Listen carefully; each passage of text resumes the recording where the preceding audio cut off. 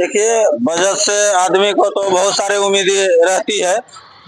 जैसे शिक्षा का में देख लीजिए, पढ़ाई बहुत महंगी होई जा रही है। काफी किताब लो ग्रेड का आदमी ले नहीं पा रहा है। इस पर बजट में कुछ संशोधन होना चाहिए।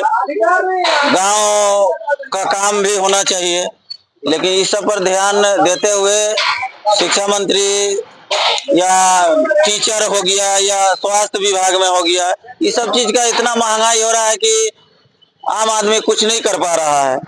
कमाते खाते उसका जिंदगी कट जा रहा है। इसी पर थोड़ा ध्यान रखते हुए निर्मला सीतारमण जी को थोड़ा सा ध्यान रखते हुए इस सब पर ध्यान देना चाहिए। गांव का क्षेत्र हो गया, रोड, बिजली, पानी, इस सब पर ध्यान देना चाहिए, लेकिन इस सब पर लोग ध्यान देता नहीं है। यही सब उम्मीद हम लोग को रहता है वो लोग से। बाकी केंद्र सरकार से तो राज्य को क्या उम्मीद रहेगा, इसी सब पर उम्मीद रहता है हम लोग को। आज केंद्र सरकार बजट पेश कर रही है, क्या लग रहा है कि आप बिजनेसमैन हैं, कैसा होना चाहिए बजट? बजट ऐसा होना चाहिए कि आम जनता को उसका फायदा हो मेनली। अब जो छोटे व्यापार हैं, बड़े व्यापारियों को तो क्या है कि बजट से बहुत कुछ मिल जाता है, लेकिन छोटे व्यापारियों को कुछ नहीं मिलता है। जैसे कि अभी जीएसटी आया है, टैक्स बढ़ेगा, तो छोटा व्यापारियों लोगों को बजट बढ़ जाता है बर्डन, लेकिन बड़े व्यापारी लोगों को तो कुछ फर्क पड़ता नहीं है। तो स्टेट गवर्नमेंट, केंद्र सरकार से हमारा यही मांग होगा कि हमारे छोटे व्यापारियों, हम जैसे छोटे व्यापारियों को ध्यान दिया जाए। ठीक है, पेश करेंगी आज, क्या कुछ आशाएं हैं और क्या कुछ चाहिए आपको बजट में? बस ज्यादा से ज्यादा तो गरीबों का ख्याल रखें, मध्यम वर्ग के साथ जो दिक्कत हो रहा है उस पर ख्याल रखा जाए। बजट तो पेश करना है, अच्छी बात है।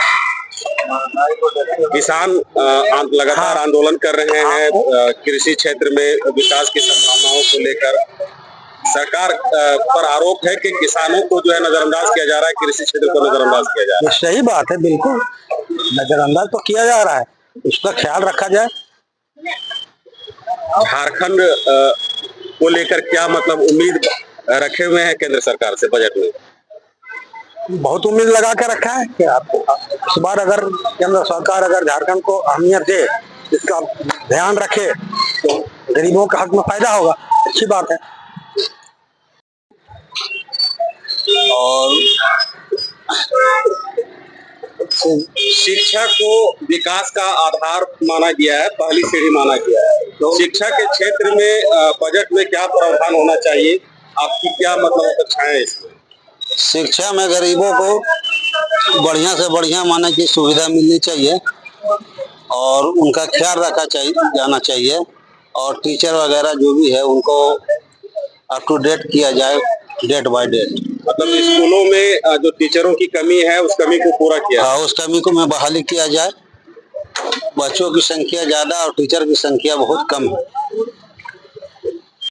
थोड़ी सी आंकड़ा देखें तो आपको समझ में आएगा किस प्रकार से सबका साथ और सबका विश्वास लेकर के देश के प्रधानमंत्री आदरणीय नरेंद्र मोदी जी आगे बढ़ रहे हैं। तो आप देखिए, जब तो यूपीए की गवर्नमेंट थी तो 2005 में मात्र टैक्स स्लैब जो था वो 1 लाख रुपया तक था, क्या बोलते उसको, इनकम टैक्स नहीं लगता था।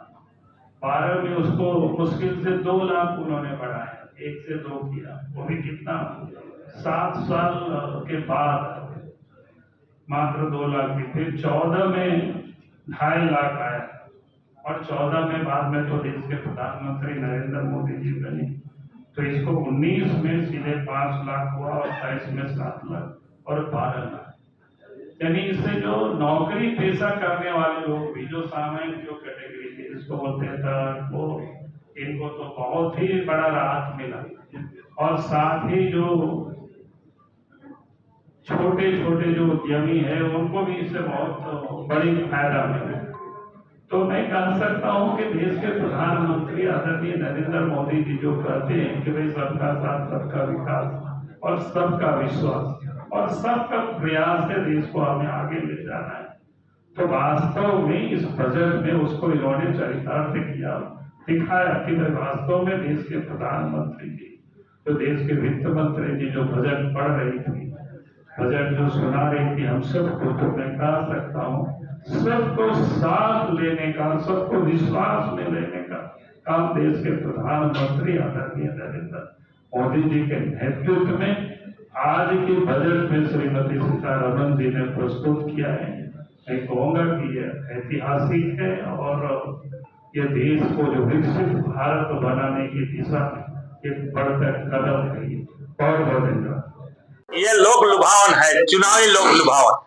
जिन प्रांतों में चुनाव है, जैसे हमारे यहाँ चुनाव नहीं है, इसलिए यहाँ के जो बुनियादी आवश्यकताएं हैं उसकी अनदेखी की गई है।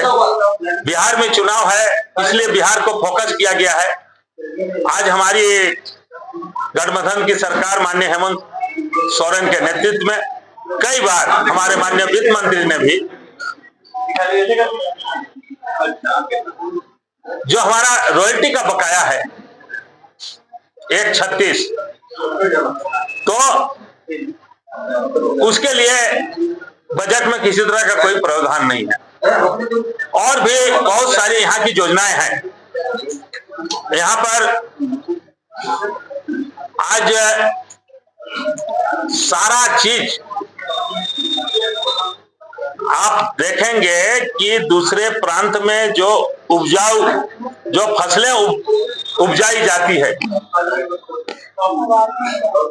चाहे फल हो, सब्जी हो, दूसरे जगह आते आते उसका दाम बढ़ जाता है।